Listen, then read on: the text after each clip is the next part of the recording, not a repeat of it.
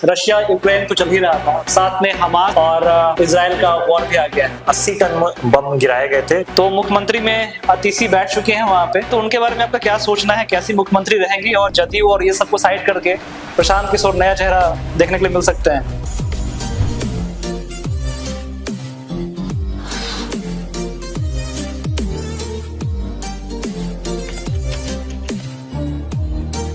Hello दोस्तों, नमस्कार। मेरा नाम नीतीश प्रकाश सूर्या और स्वागत है आपका इस नए पॉडकास्ट में जिसका नाम है बिहार की आवाज।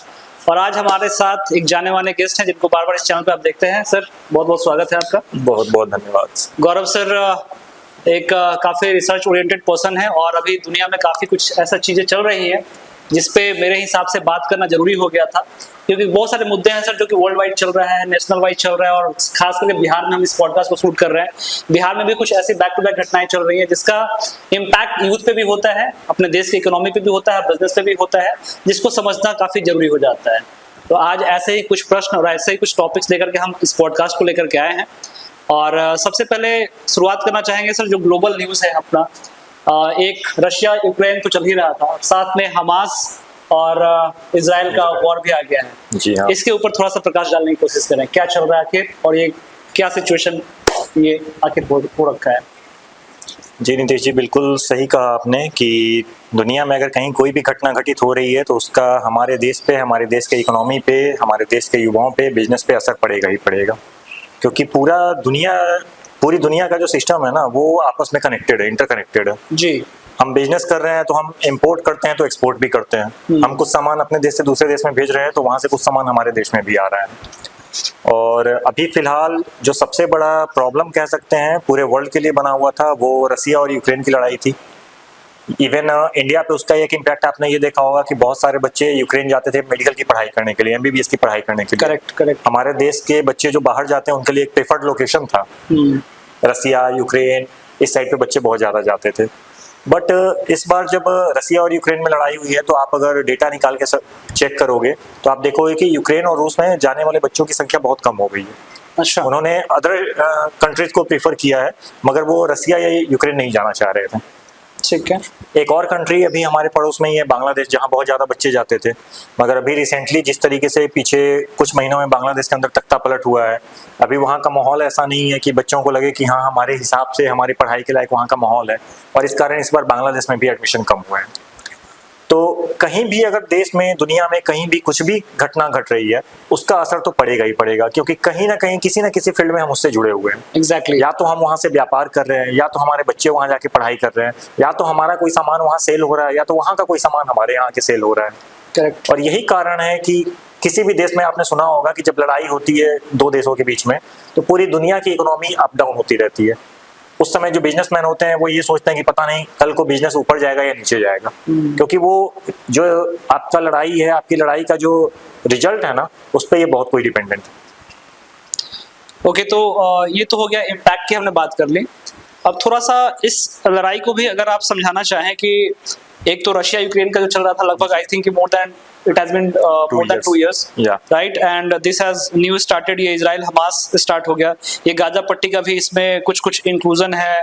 और ये क्यों हुआ और आखिर ये कहाँ जाने वाला है? न्यूक्लियर वॉर का भी न्यूज सुनने में आ रहा है कि ये वहां तक जा रहा है। न्यूज वाले तो पता नहीं, एकदम कुछ अलग ही, एकदम अलग बचा देते हैं। बिल्कुल। देखिए क्या हो रहा है ना कि रूस और यूक्रेन की जो लड़ाई हो रही थी, उस लड़ाई के अंदर में दोनों देश, लड़ाई हो रही है लेकिन वो शांतिपूर्ण तरीके से चल रही थी। अच्छा, ठीक है, मतलब लड़ाई भी शांतिपूर्ण तरीके से? बिल्कुल। मैं यही कहूंगा कि लड़ाई चल रही थी लेकिन वो भी शांतिपूर्ण तरीके से चल रही थी। ओके। क्योंकि वहां पे रसिया को ये मालूम है कि यूक्रेन मेरा पार्ट है। ठीक है। जैसा कि रसिया दावा करता है कि यूक्रेन मेरा पार्ट है, तो वो नहीं चाहता कि बहुत ज्यादा डैमेज किया जाए, क्योंकि कल को अगर मैं इस पे अपना कब्जा भी कर लेता हूँ तो फिर इसके डेवलपमेंट में मेरे को ही खर्च होगा। तो इसलिए उनकी लड़ाई शांतिपूर्ण तरीके से चल रही थी। लेकिन दूसरे साइड पे ये जो इजराइल और हमास की लड़ाई शुरू हुई ना, आपने बहुत पहले सुना होगा इजराइल और फिलिस्तीन में जो लड़ाइयां चलती थी। हाँ। तो ये फिलिस्तीन के अंदर ही वो हिस्सा है जहाँ पे हमास का कब्जा था। ठीक है। और ये लड़ाई जो हुई वो बेसिकली हमास वालों ने शुरुआत की है इस लड़ाई की। आपने सुना होगा रिसेंटली, पीछे कुछ महीने पहले ऐसा हुआ था कि इजराइल के लगभग 1000-1500 लोगों को बंदी बना लिया गया था और वहां पे बहुत सारे लोगों को मार दिया गया था, और यहाँ से इस लड़ाई की शुरुआत हुई है। बिल्कुल। तो पहले इजराइल और हमास के अंदर में लड़ाई हो रही थी, बाद में इस लड़ाई के अंदर में दूसरे कंट्री भी एंटर होते चले गए। आज की डेट में एक संगठन है हिजबुल्लाह के नाम से, तो हिजबुल्लाह संगठन के साथ इजराइल की सबसे ज्यादा लड़ाई हो रही है। मतलब आप कह सकते हो कि हमास अभी कम हो गया है। अच्छा। और हमास का सपोर्ट करते हुए हिजबुल्लाह ने उस लड़ाई को अपने ऊपर लीड कर लिया है। लीड कर तो लिया। अभी इजराइल की लड़ाई हिजबुल्लाह से हो रही थी, अब इस लड़ाई में ईरान की भी एंट्री हो गई है। अच्छा। तो धीरे धीरे ये, जैसे हम लोग बोलते हैं ना कि दो देश लड़ते हैं तो कहीं वो वर्ल्ड वॉर ना बन जाए, तो एक ऐसा सिचुएशन हुआ पड़ा है कि अभी ये इजराइल जो है वो लेबनान से भी लड़ाई लड़ रहा है। अच्छा। ये जो आपके हिजबुल्लाह है ये लेबनान में ही इनका संगठन है। जैसे हम कहते हैं ना कि अफगानिस्तान में तालिबान का कब्जा है, ऐसे ही लेबनान में हिजबुल्लाह का कब्जा है। अच्छा। तो ये हिजबुल्लाह के जो लोग हैं उनका ये पूरा का पूरा जो नेटवर्क था, उस नेटवर्क से लड़ाई हो रही थी इजराइल की। इसी बीच में ईरान की भी इसमें एंट्री हो गई है। अभी रिसेंटली 2-3 दिन पहले ईरान की तरफ से लगभग 150 से ऊपर मिसाइलें जो हैं, रॉकेट जो हैं, दागी गई हैं इजराइल के ऊपर। अच्छा, 150 मिसाइल्स। 150 मिसाइल्स। और अभी इसके पहले इजराइल ने हिजबुल्लाह के जो चीफ थे उनको अभी रिसेंटली लगभग 1 हफ्ते पहले उनको मार गिराया है। अच्छा। नसरुल्लाह करके उनका नाम था। तो जो अभी मेन जो बहुत मेन ज्यादा चीफ न्यूज़ लीडर फ्लैश थे, हुआ था कि काफी ज्यादा मात्रा में बम गिराया गया है। बिल्कुल think न्यूज ऐसा आया था कि लगभग 80 टन बम गिराए गए थे, जहां पे उनका लोकेशन था उस जगह पे 80 टन बम गिराए गए थे। और तब जाके ये पूरा का पूरा सिस्टम जो है कि सिर्फ और सिर्फ नसरुल्लाह को मारने के लिए पूरा प्लान किया गया था इजराइल की तरफ से। अच्छा। उनका ये एक ब्रेवरी स्टेप था, मगर अब आगे क्या होता है ये देखना है। अभी फिलहाल इसमें ईरान की एंट्री हुई पड़ी है, और जिस तरीके से लड़ाई हो रही है, इजराइल के जो राष्ट्रपति हैं उन्होंने ये दावा किया है कि हम ईरान का खात्मा कर देंगे, वर्ल्ड मैप से हम ईरान को मिटा देंगे। ईरान भी कोई कमजोर कंट्री नहीं है, तो ईरान का भी इन चीज़ों को लेके जो रिएक्शन होगा वो देखने लायक होगा। मगर क्या है कि इसमें नुकसान दोनों तरफ का है। इसी लड़ाई को अभी एक मुद्दे पे यहाँ तक लेके चला गया है, मतलब बातें ऐसी हो रही है कि अगर इजराइल ने टारगेट कर दिया ईरान के जितने पेट्रोलियम के फील्ड हैं, क्योंकि आपको मालूम होगा दुनिया में सबसे ज़्यादा जो तेल की सप्लाई होती है उसमें 4 नंबर पे ईरान आता है। अच्छा। जैसे आप सऊदी अरब को जानते हो, इराक को जानते हो, तो ईरान का नंबर 4 आता है। ईरान से तेल की सप्लाई हो रही है पूरे वर्ल्ड में, और अगर उस तेल वाले एरिया पे बम ब्लास्ट होता है, रॉकेट दागे जाते हैं, अगर वहाँ पे आग लगाई जाती है, तो ऑब्वियसली वहाँ पे उनका जो मतलब तेल जो निकाला जा रहा है उसका अगर काम बाधित होता है, तो पूरे दुनिया में इस चीज़ पे कहीं ना कहीं पे तेल का दाम बढ़ने वाला है। और इसका कहीं ना कहीं पे आपने अभी इम्पैक्ट ये भी देखा होगा, शेयर मार्केट जो अभी अप डाउन हो रहे हैं। तो ये जो मेन रीजन इसका है ना, वो यही है कि सारी दुनिया को लग रहा है कि कहीं ये लड़ाई अब परमाणु हमले में ना बदल जाए। बिल्कुल, मैं उसी क्वेश्चन पे आने वाला था कि अगला जो क्वेश्चन ही मेन है कि अभी जो आज का रिसेंट न्यूज़ है, जिस समय हम ये पॉडकास्ट शूट कर रहे हैं, तो आज सिर्फ आज के डेट में 1800 पॉइंट जो है वो स्टॉक मार्केट डाउन चला गया है। और मेरे जितने भी जानने वाले हैं, वो जितने भी लाख रुपए इन्वेस्ट किए थे सब अपना एग्जिट मार लिया है उन्होंने, ठीक है। और कितने लोगों का पैसा नुकसान में भी गया है।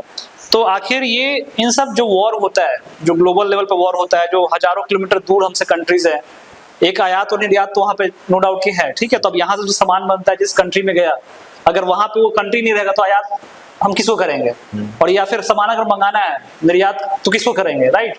तो इफेक्ट तो पड़ेगा ही पड़ेगा। लेकिन इसके अलावा और कौन सा फैक्टर होता है कि आखिर उन सब चीजों से हमारा स्टॉक मार्केट कैसे डाउन हो जाता है, इसका क्या एक प्रोसेस, सब please explain to my audience. देखिए, इसका जो कारण है, अभी शुरुआत में जैसा मैंने आपको बताया कि जब भी दुनिया में दो देश या पूरी दुनिया भी अगर आपस में लड़ाई करने में लगी है, तो कहीं ना कहीं जो हम कहते हैं ना एक लॉजिस्टिक सिस्टम, वो डिस्टर्ब होता है, ठीक है। अभी दुनिया में जो 3-4 वैल्यूएबल चीजें हैं उसमें एक सबसे इम्पोर्टेंट है, वो है कच्चा तेल जो हम बोलते हैं, क्रूड ऑयल। और शेयर मार्केट को अप डाउन करने में सबसे बड़ा रोल जो है वो या तो गोल्ड का है या क्रूड ऑयल का है। अच्छा। अभी आपको दिख रहा है कि इजराइल और ये जो आपकी कंट्री है ईरान, अगर इनके बीच में लड़ाई होता है, एक तरफ ये बात हो रही है कि कहीं इजराइल ईरान के ऊपर में परमाणु हमला ना कर दे, कहीं ऐसा ना हो कि ईरान में जो परमाणु संयंत्र है उसको टारगेट करके इजराइल उन पे अटैक करे, ठीक है। बात ये नहीं है कि इजराइल परमाणु हमला करे, बल्कि ईरान में जो परमाणु संयंत्र हैं, जो परमाणु के जितने भी स्टॉक हैं, उसके ऊपर कहीं इजराइल हमला ना कर दे, क्योंकि उससे बहुत बड़ा नुकसान हो सकता है। और दूसरा जो आपका ये क्रूड ऑयल की हम बात कर रहे हैं, जब भी क्रूड ऑयल का मार्केट कहीं भी डिस्टर्ब होगा, चाहे वो सऊदी अरब के अंदर हो, इराक के अंदर हो, ईरान के अंदर हो, कहीं भी होगा, तो उसका असर पड़ना ही पड़ना है, ना सिर्फ इंडिया में बल्कि पूरे वर्ल्ड में आज की डेट में शेयर मार्केट डाउन हुआ होगा। ओके, ठीक है, तो ये तो बहुत हो गई लड़ाई की बात, ठीक है। अब इसको बहुत ज्यादा और नहीं खींचेंगे, इस पे डिटेल अगर हमारे ऑडियंस और ज्यादा इंटरेस्ट लेंगे तो कमेंट बॉक्स में मेंशन करेंगे, फिर हम लोग डिटेल इस पे चर्चा करेंगे, और भी इसके जो एंगल्स हैं, इकोनॉमिक्स हो गया, पॉलिटिकल हो गया, जियो पॉलिटिकल हो गया, और भी जितने भी इसके एंगल्स बनते हैं किसी भी लड़ाई को, क्योंकि कई सारे एस्पिरेंट भी हमारे वीडियो देखते हैं जो IAS की, BPSC की, UPSC की तैयारी करते हैं, तो उन सब के पॉइंट ऑफ व्यू से भी काफी इंपॉर्टेंट ये मुद्दा हो जाता है। और हर एक जो सिटीजन इंडिया में रह रहा है, हम ऐसे नहीं बोल सकते, आंख बंद नहीं कर सकते कि भाई हमारे घर पे तो नहीं हो रहा है ना, हालांकि ये मानसिकता यही होता है कि हमारे घर पे नहीं हो रहा है। आप IAS PCS का प्रिपरेशन भी कर रहे हैं ना, तो सिर्फ बुक में जो टॉपिक आपको मिल रहा है उस पर तैयारी करके आप एक ऑफिसर नहीं बन सकते। जब आप इंटरव्यू में बैठते हैं और जो इंटरव्यूअर सामने होता है वो ये चेक करता है कि आज जो पूरे दुनिया में घटित हो रही है इसमें आपके पास कितनी इंफॉर्मेशन है। करेक्ट। और अगर दुनिया में कोई घटना घट रही है तो उसका लॉन्ग टर्म में और शॉर्ट टर्म में क्या इम्पैक्ट पड़ने वाला है पूरे वर्ल्ड पे, क्या इस चीज को आप एनालाइज कर पा रहे हो? बिल्कुल। अगर आप कर पा रहे हो तो उनके लिए एक परफेक्ट कैंडिडेट हो। अगर आप नहीं कर पा रहे हैं तो कल को आप अपने सिटी में, अपने स्टेट में, अपने डिस्ट्रिक्ट में कहीं भी कोई प्रॉब्लम आने वाली होगी तो शायद आप उसको एनालाइज नहीं कर पाए, क्योंकि आप सिर्फ उस इंसिडेंट को देख रहे हो, उसके पहले और उसके बाद होने वाले उसके इम्पैक्ट को नहीं देख रहे हो। करेक्ट, ये एनालिसिस बहुत इंपॉर्टेंट है। और आखिर हम मानव है भाई, हम इंसान है, हमारे अंदर चेतना है और हमारे अंदर सोचने समझने की क्षमता है, यही हमें जो है ना जानवरों से भिन्न करता है कि हम सोच सके, समझ सके कि आखिर हमारे अगल बगल चल क्या रहा है। बात करते हैं अगर इंडिया की, तो इंडिया में जो अभी न्यूज जो अभी ट्रेंडिंग पे है, एक दो न्यूज की जब मैं बात करता हूँ, सबसे पहले दिल्ली की बात करूंगा। और दिल्ली का नाम सुनते ही चेहरे पे स्माइल आ जाता है। तो मुख्यमंत्री में अतिशी बैठ चुके हैं वहां पे, पहले तो उनके बारे में आपका क्या सोचना है, कैसी मुख्यमंत्री रहेंगी, और ये क्या सिर्फ एक प्यादा तो नहीं है वो, और क्या होने वाला है इसके पर थोड़ा सा please explain to my audience. देखिए, अगर दिल्ली की बात कर रहे हैं, दिल्ली के CM की बात कर रहे हैं, तो अभी रिसेंटली जो न्यूज निकल के आ रहा है वो तो लोग यही कह रहे हैं कि भाई केजरीवाल ने रिजाइन कर दिया है, तो केजरीवाल जी ने अपनी जगह पे आतिशी को बैठा दिया है। ठीक। मगर बात ये आ रही है कि आम आदमी पार्टी में 1, 2 या 10 लोग तो थे नहीं, हजारों की तादाद उनकी है। हाँ। इन सब में आतिशी को आगे CM चेहरा क्यों बनाया गया? तो उसका कारण ये होता है कि आप किसी बंदे को इस तरह से नहीं डिफाइन कर सकते कि इसके पास 4 या 5 डिपार्टमेंट है तो हम इसको CM बना दें, या इसने अपने डिपार्टमेंट को बहुत अच्छे से देखा है तो हम इसको CM बना देते हैं। करेक्ट। जब भी आप किसी बंदे के ऊपर जिम्मेदारी दे रहे हैं ना, क्योंकि CM का मतलब होता है एक स्टेट की पूरी जिम्मेदारी उस बंदे के ऊपर है, तो जब आप किसी को CM बना रहे हैं ना, तो आपको ये भी देखना होगा कि क्या वो बंदा कैपेबल है अपने पूरे स्टेट में होने वाले किसी भी तरह के अच्छे या बुरे चीजों को पोलाइटली हैंडल कर पाएगा या नहीं कर पाएगा। अगर आप एग्रेसिवली कर रहे हो तो कुछ हद तक सही है, क्योंकि हर जगह पे पोलाइट चीजें काम नहीं आती हैं, लेकिन एग्रेशन हर जगह पे काम नहीं आता। जैसे हम लोग कहते हैं ना कि हाँ, गांधी जी ने और भगत सिंह, हम लोग दोनों की पूजा करते हैं, तो हम लोग क्या कहते हैं कि एक अकेले से अंग्रेज जाने वाले नहीं थे। एक तरफ जहां गांधी जी अहिंसा के पुजारी थे, वहीं भगत सिंह हिंसा कर रहे थे। लेकिन ये जरूरी भी था, जहां पे लोग पोलाइट होके काम कर रहे थे गांधी जी की टीम, तो अंग्रेज शायद उनसे सिर्फ नहीं भागते, उनको थोड़ा डराना जरूरी था, और उसके लिए वो काम भगत सिंह ने किया। लेकिन अगर सिर्फ आप लड़ाई करते तो भी आप अंग्रेजों से जीत नहीं सकते हैं। तो उनका विरोध करना जरूरी था, और वो शांतिपूर्ण तरीके से करना था, क्योंकि भगत सिंह और बाकी जितने भी ये क्रांतिकारी लोग थे उनको तो अंग्रेज पकड़ के जेल के अंदर डाल देते। ठीक बात। तो फिर उस पूरे मूवमेंट को आखिर बाहर में कौन आगे बढ़ाता है? तो उसके लिए कुछ लोग तो चाहिए ना जो अहिंसा का साथ दे। बिल्कुल। तो ये चीजें सब जगह पे लागू होती है। दिल्ली के केस में भी यही हुआ है, बहुत सारे और भी मिनिस्टर थे और भी लोग थे जो CM के दावेदार थे, मगर उन सब में अगर आप देखिए तो आतिशी का जो अपना रोल रहा है अभी तक दिल्ली गवर्नमेंट के अंदर में, जो डिपार्टमेंट उन्होंने संभाला, और पर्सनली जो उनका खुद का नेचर है कि किसी भी चीज को डीपली समझ के बहुत ज्यादा रिएक्ट नहीं करती हैं, पोलाइट रहती हैं, चीजों को डीपली अंडरस्टैंड करती हैं, और तब जाके उसके लिए क्या जरूरी है, क्या सही है, उस तरह का निर्णय वो लेती हैं। और इस तरह के बंदे का ही CM बनना ज्यादा सही होता है। तो आई थिंक मेरे को ऐसा लगता है कि केजरीवाल जी ने जो फैसला लिया है वो सही है। बाकी क्या वो उनका कठपुतली बन के रह जाती हैं, या क्या सिर्फ 2 या 3 या 4 महीने के लिए उनको CM बनाया गया है, ये तो आने वाले चुनाव के बाद ही पता चलेगा।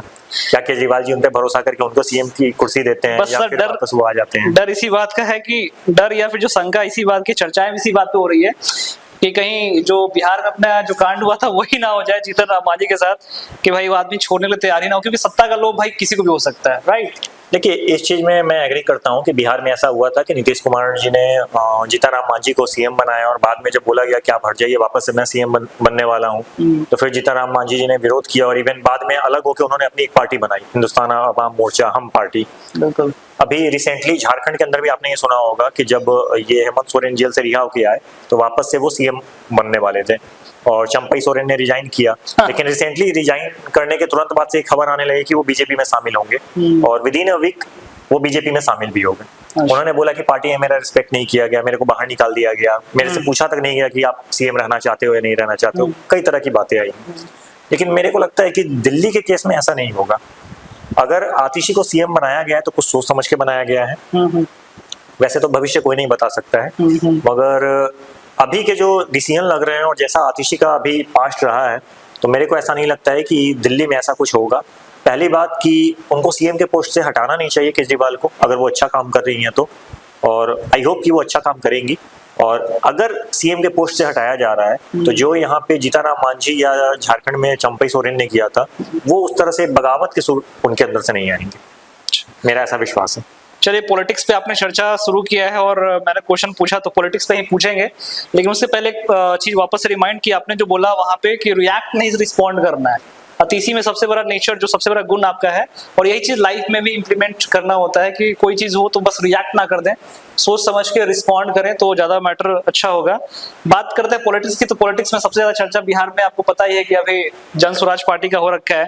प्रशांत किशोर, पीके मूवी आई थी, बड़ा हिट हुआ था, और एक पीके और आ चुका है। तो अभी इस पीके के बारे में क्या कहना है और क्या लगता है आपको कि क्या आने वाले टाइम में भाजपा और ये जदयू और ये सबको साइड करके प्रशांत किशोर नया चेहरा देखने के लिए मिल सकते हैं? देखिए, बिहार की जो राजनीति है ना, उस पर मैं थोड़ा नज़दीक से दृष्टि रखना चाहता हूँ, क्योंकि बिहार से ही है और बिहार में उलट फिर हमेशा चलता रहता है, कई बार सरकारें बदलती रहती हैं। आप भी बिहार से हैं तो आपको मालूम ही है जी। तो यहाँ पे जो अभी तक सरकार जैसी चल रही थी कि 3 मेजर पार्टी थी, बीजेपी, राजद और जदयू। कांग्रेस है लेकिन अभी उसका अस्तित्व बहुत पीछे है, मतलब वो 2, 4, 5 सीटों के अंदर ही अभी सिमटी हुई है। तो मेजरली ये 3 पार्टी हैं जो शासन में है। जिधर भी इसमें से 2 टीम एक तरफ हो गई ना, वो सत्ता में आ जाएगी, आप यही समझ लो। अच्छा, कि तीनों के बीच में सीट बटा हुआ है, जो यहाँ के 245 सीट में से जो डिवीजन हो रहा है, तो तीनों के बीच में सीटें बट के आ रही हैं। और उसमें क्या है, बहुमत के लिए आपको 122-123 सीट जो चाहिए, तो उसमें किसी के पास स्पष्ट बहुमत नहीं है। तो जो 2 पार्टी एक साइड पे मिल जाएगी उसकी सरकार बन जाएगी। अब राजद और बीजेपी के अंदर में गठबंधन होना संभव नहीं है। तो अब यहाँ पे गेम आता है नीतीश जी के हाथ में। कभी वो बीजेपी की तरफ जाते हैं, कभी वो राजद की तरफ जाते हैं, और जिसके तरफ वो चले गए सरकार बन जानी है। ठीक है, अब जब बिहार की राजनीति में चौथे पार्टी की एंट्री होगी ना, और ऑब्वियसली जिस बड़े लेवल पे ये दिख रहा है, जैसा कि दावा किया जा रहा है कि 1 करोड़ लोग मिलकर जन स्वराज का गठन कर रहे हैं, 1 करोड़ लोग मिलकर, तो कहीं ना कहीं ये समझ में आ रहा है कि अगर ये 30-35 सीट लाने में भी कामयाब होते हैं तो बिहार में अब जो लड़ाई होगी वो 3 पार्टी की नहीं 4 पार्टी की हो जाएगी। करेक्ट। और जब 4 पार्टी की हो जाएगी, सीटें बढ़ जाएगी ना, तो अब यहाँ पे सरकार बनाना हर एक पार्टी के लिए बहुत मुश्किल हो जाएगा।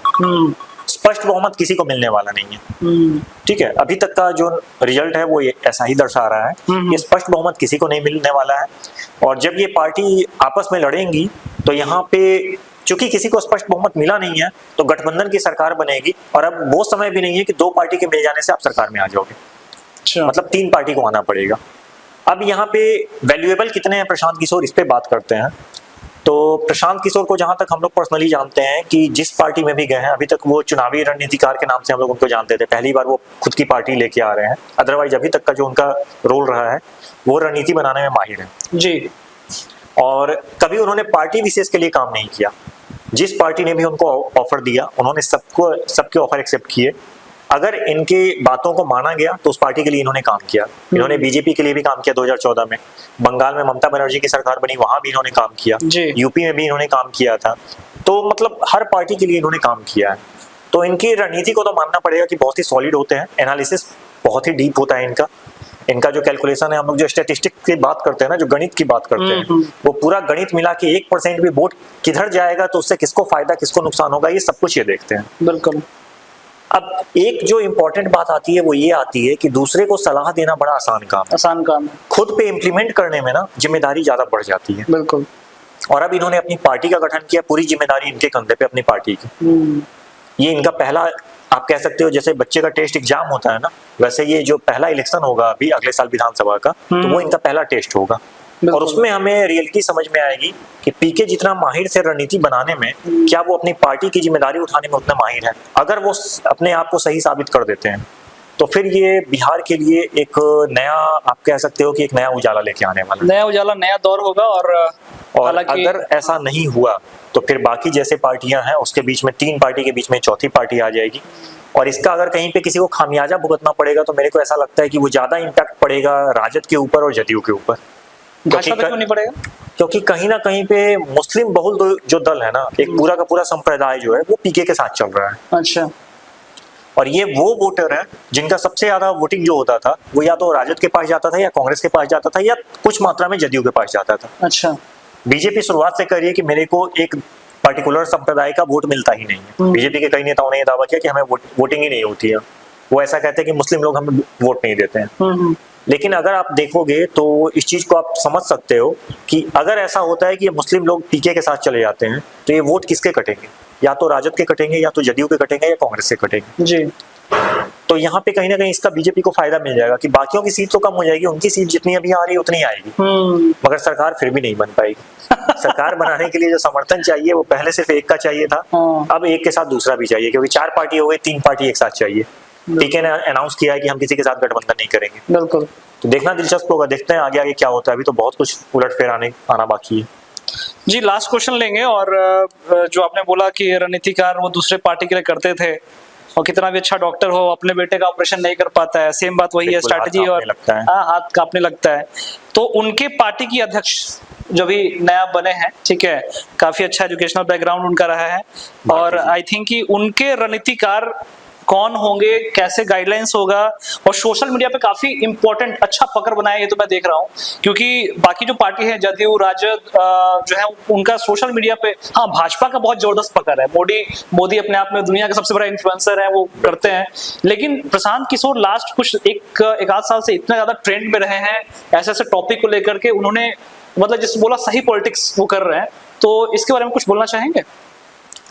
देखिए, सोशल मीडिया पे प्रेजेंस की आपने बात की, तो आज का समय पूरी तरह से डिजिटल हो गया है। 2016 में जब से जियो लॉन्च हुआ और डिजिटल इंडिया जो मुहिम आया, तो चीज़ें डिजिटल हो गई हैं। हर बिजनेस जो है, हर एक काम जो है वो आपको आज की डेट में सोशल मीडिया पे दिख रहा है। जी।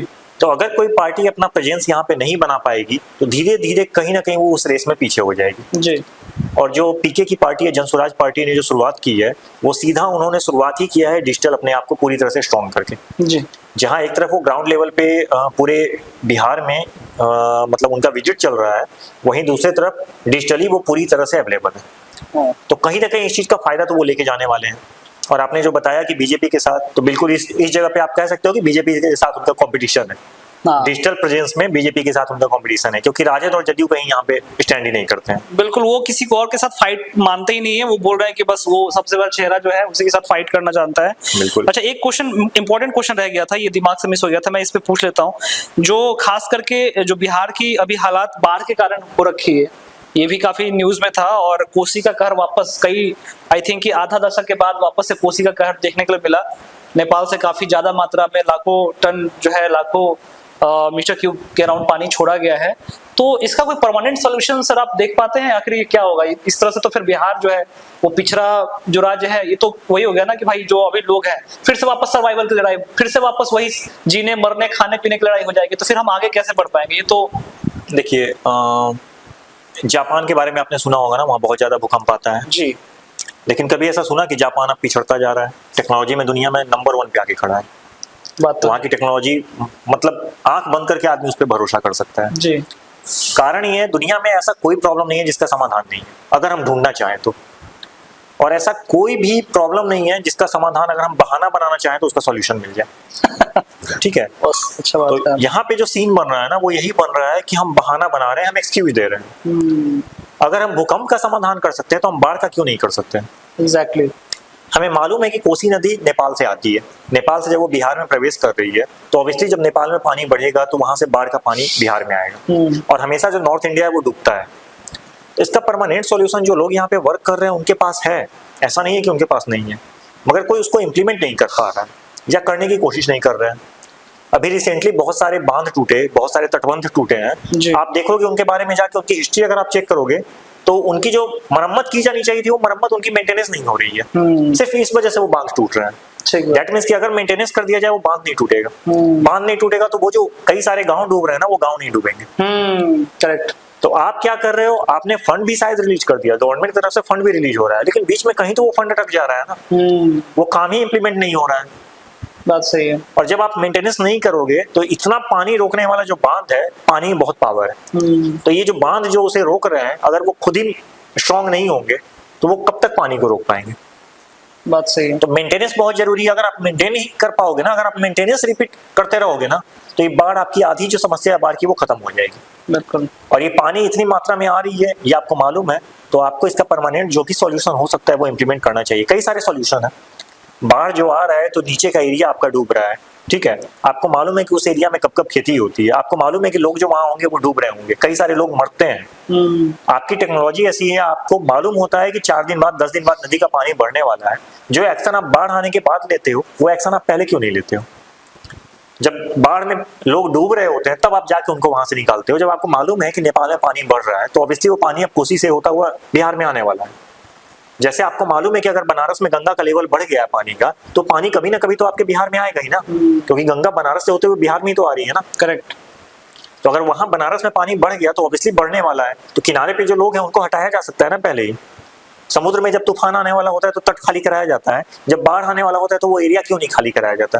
क्यों 10 दिनों के लिए, 15 दिनों के लिए उनको पहले ही दूसरे जगह पे डिप्लॉय कर दिया जाए कि आप दूसरे जगह पे चले जाओ, ताकि डूबने का खतरा कम हो जाए। वो जो नुकसान होता है कि सबका सामान बह गया, घर के घर गिर जाते हैं, लोग दब के मर जाते हैं, ये सब चीजें रोकी जा सकती हैं। लेकिन इसके ऊपर में कोई वर्कआउट नहीं है। वर्कआउट तब होता है जब बाढ़ आ जाता है, लोग पानी में डूब जाते हैं, लगता है कि हाँ लोग डूब रहे हैं, लोगों के कंधे तक पानी है, पूरा का पूरा जो कहते हैं 6 फीट 8 फीट 10 फीट पानी है, पूरा घर पानी में डूबा है, तब जाके लोगों की नींद खुलती है, लोग वहां पहुंचते हैं मदद करने के लिए। बिल्कुल। आपको पता है पीछे से पानी आ रहा है, पहले ही तैयारी करके रहो ना, आधा समाधान तो ऐसे ही मिल जा रहा है, लेकिन वो करते नहीं है। तो इस चीज के ऊपर में जो भी गवर्नमेंट है या जो भी नए लोग हैं, पुराने लोग हैं, उनको जरूर मिलकर काम करना चाहिए, इस पर जरूर ध्यान देना चाहिए। चलिए सर, आपका बहुत बहुत धन्यवाद इस पॉडकास्ट में बातचीत करने के लिए। और मुझे तो बस वही याद आता है कि दिल्ली के कोचिंग के बेसमेंट में पानी भरा था और उसी कारण से बिहार के कई सारे कोचिंग्स आज बंद हो गए, ठीक है, कई लोगों पे वो हुआ। और लेकिन आज जो है बिहार में हजारों और लाखों की मात्रा में घर डूब गए, लेकिन उस पर कोई एक्शन नहीं लिया जा रहा है। और एक पॉजिटिव नोट के साथ ये बात भी करना चाहते हैं कि गवर्नमेंट इस पे काम करेगी। हो सकता है कि आने वाली जो पार्टियां हैं और नए जो लोग चेहरे आ रहे हैं इस सब पे काम करे। अल्टीमेटली जो है बीच में जो पैसा बिचौलिया खा जाता है, इंजीनियर की बात होती है, कई सारे पुल टूट गए, लगभग 10 बाढ़ आने से पहले 10-12 पुल टूट चुके थे ऑलरेडी। तो एक बहुत बड़ा मुद्दा है और ये लोगों के मतलब कि बिल्कुल उनके एथिक्स से जुड़ा हुआ मुद्दा है। और इस पे जब काम होगा तो आई थिंक कि ये बहुत बड़ा चीज है सर, ये बहुत लंबी लड़ाई है, अभी बहुत आगे जाना है। सिर्फ ऐसे ही आप इंफ्रास्ट्रक्चर डेवलप करके बिहार को डेवलप नहीं कर पाएंगे, इसके लिए बहुत लंबी लड़ाई लड़नी पड़ेगी, बहुत मेहनत करनी पड़ेगी, बहुत मेहनत करनी पड़ेगी। और ये इसका शुरुआत हम लोग के चेंज से होने से होगा, बदलाव लाने से होगा। और इस तरह के मुद्दों पे बात करते रहेंगे। पॉडकास्ट को अगर आपने आम तक देखा, आपको कुछ मुद्दे पे अगर अपना विचार रखना है तो आप कमेंट बॉक्स में बिल्कुल रख सकते हैं। और इस तरह के वीडियोस के लिए आप चैनल को सब्सक्राइब जरूर कर लीजिएगा। Thank you so much for watching this video. Once again thank you so much sir. Thank you very much Nitish, thank you.